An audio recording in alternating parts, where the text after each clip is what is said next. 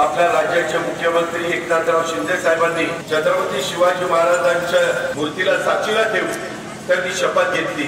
मराठा आरक्षण त्या ठिकाणी देणार चांगल्या प्रकारचं चित्र महाराष्ट्रामध्ये निर्माण झालेलं आहे। मी देखील त्याच विचाराचा होतो। मी अनेकदा ती गोष्ट बोलून दाखवली।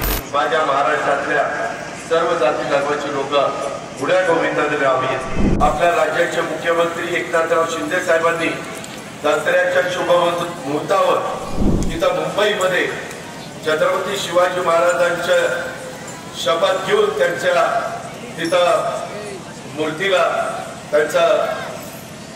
मूर्तीला साक्षीला ठेवून त्यांनी शपथ घेतली आणि महाराजांची शपथ घेऊन त्यांनी सांगितलं की मी मराठा आरक्षण त्या ठिकाणी देणार।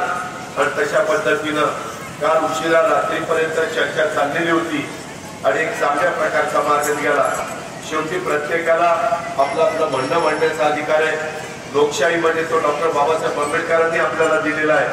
आपली आपली भूमिका प्रत्येकाला मांडता येते आणि त्याच्यातून संविधानाने जो काही अधिकार दिलेला आहे त्या अधिकाराचा वापर हा प्रत्येकाला या निमित्तानं करता येतो आणि त्याच्यातलं एक चांगल्या प्रकारचं चित्र महाराष्ट्रामध्ये निर्माण झालेलं आहे। त्याला सगळ्यांनी मनापासून पाठिंबा दिलेला आहे। मी देखील त्याच विचाराचा होतो।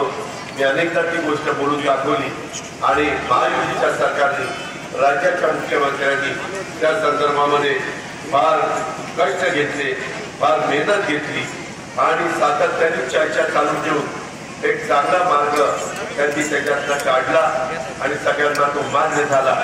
त्याबद्दल देखील मी समाधान व्यक्त करतो। अशाच पद्धतीनं माझ्या महाराष्ट्रातल्या सर्व जाती धर्माची लोक पुढ्या गोविंदाने राहावीत।